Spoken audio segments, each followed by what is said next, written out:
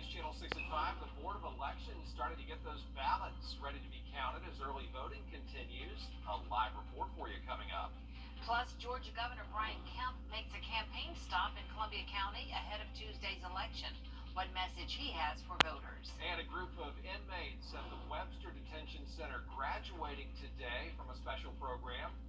The story, as Your News at 5 starts now. Live from Television Park, this is Wjbf News Channel 6 at 5. Good evening, everybody. I'm Brad Means. And I'm Jenny Montgomery. Thanks so much for joining us.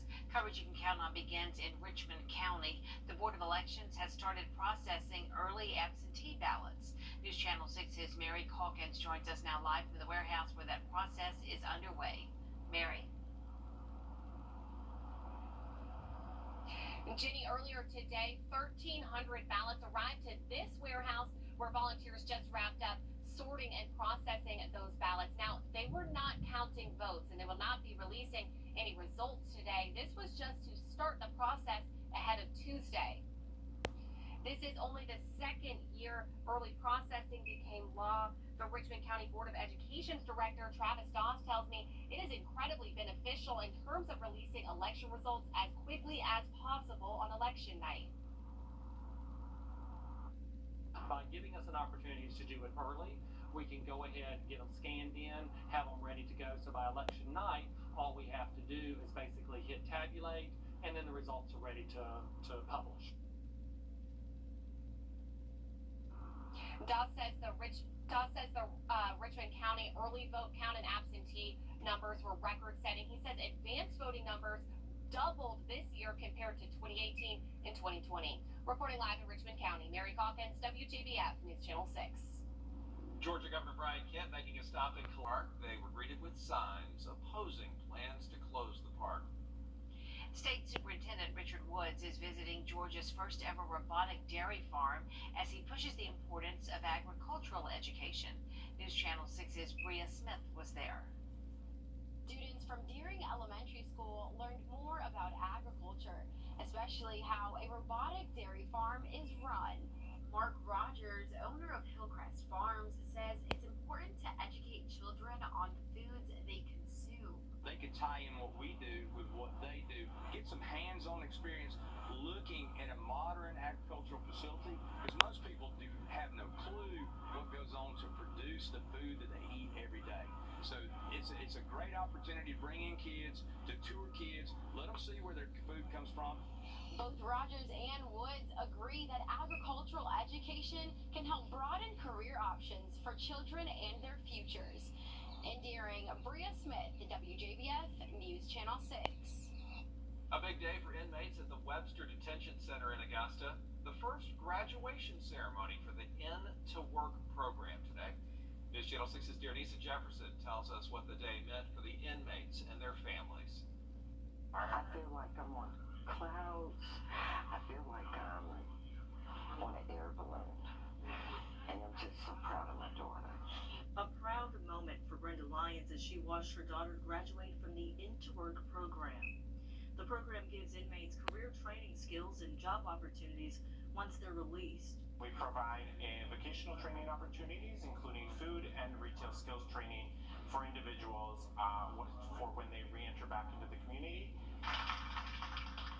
The partnership with Aramark offers graduates an opportunity to apply for a scholarship to continue their education and jumpstart their career. And so we really offer a variety of different opportunities for individuals, specifically in the food and retail market or other areas that they might be interested in pursuing. The program also aims to help lower recidivism rates for inmates and keep them out of the system. It means, oh my God, it's so important, you just don't know, to me and her children. Lyons says today put her daughter one step closer to her dream job and a new beginning. This is something she's always wanted. She wants to have her own restaurant. So now she's got the opportunity to go out in the world and start this. In Augusta, Denise Jefferson, WJBF News Channel 6. Leaders in Aiken County say child pornography cases have gone up.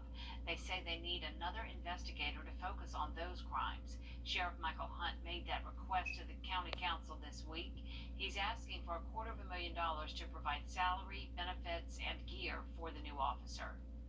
The cases that they've run into this year, I think so far exceeding what they did last year, somewhere in that line or in that vein. Well, that seems to be the trend. The cases are up quite a bit. The county council will meet each week to finalize the budget. Those meetings are open to the public. The new budget takes effect July 1st. A reward is now being offered for information about the person who shot somebody in a car Wednesday. It happened on Jefferson Davis Highway. A woman in that car was injured. At last check, she was in critical condition. Investigators say they do not think this was a random shooting. They think that woman was targeted. If you know anything about the case, please call the Aiken County Sheriff's Office. You could get a $1,000 reward. Governor McMaster has signed a new law to exempt South Carolina military retirees will pay no income taxes regardless of how much they made. Just remember that while we're talking about tax exemption and a little bit of cash in the pocket, this is really about people and what people can give back to the state as part of this notion of being part of the workforce, part of the fabric of society, and everything that we bring to continue to grow as individuals, but also continue the great growth trajectory that we're on across South Carolina. The bill is effective for all tax years after 2021. Coming out, billions of dollars in emergency funding could soon be used to help with the baby formula shortage. What steps the Biden administration is taking to make sure baby formula hits store shelves soon? When we return. Don't wait. Find out what all the buzz is about at your local Ford dealer. For the latest offers on Ford F-150 and Ranger, visit buyfordnow.com or see your local Ford dealer today.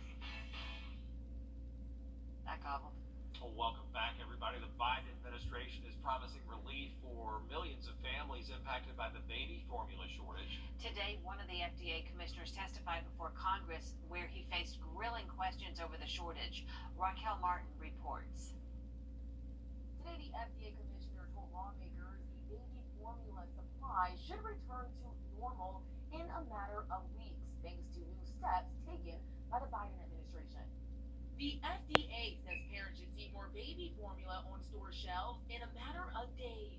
It will get better, but it will be a few weeks before we're back to normal.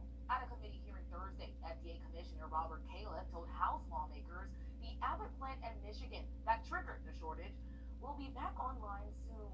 Pleased to say today we've already made significant progress. Late Wednesday, the president announced he's using the Defense Production Act to make sure formula makers have the resources they need to increase supply. The administration also is launching an operation to fly in formula made abroad to the U.S. We will not let infant formula into the U.S. It is not safe. But while welcoming the progress, lawmakers on both sides are frustrated by how the FDA is handling the shortage.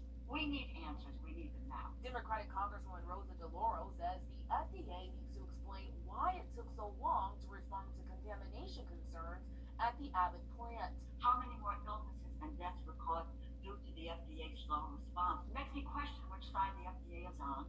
Are they on the side of Abbott, an industry, or on the side of the American consumer? California Republican David Valadao says the Biden administration did not take the shortage seriously. This administration appears interested in alleviating the issue, but it's taking too long to get to this point. Many Democrats say the shortage was also caused by the lack of resources at the FDA. Yesterday, House Democrats passed a plan to send $28 million in emergency funding to the FDA. No Republicans backed that bill, arguing it was too expensive. For now in Washington, Raquel Martin, back to you. Coming up, Chief Meteorologist Tim Miller with a look at your Viper 6 forecast. Plus, as temperatures continue to rise, so do the dangers of leaving children in hot cars. We've got ways to help keep them safe after the break.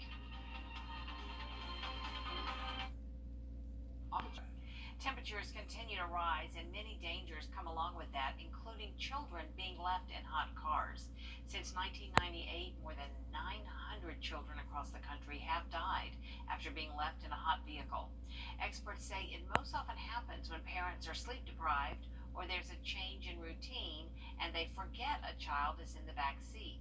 Renee McCabe is the safety program manager at AU Health. She says it's not always a parent's negligence. The second leading cause besides people forgetting is that children that are older, 2, 3, 4, they're very curious and they like to play, and a lot of times they like to climb into a car. So it's so important to keep your doors locked, even just for security reasons, obviously. So far this year, one child in Georgia has died after being left in the car. It happened earlier this month in Snellville. The baby was just 8 months old. Coming up, things have started to open back up. That includes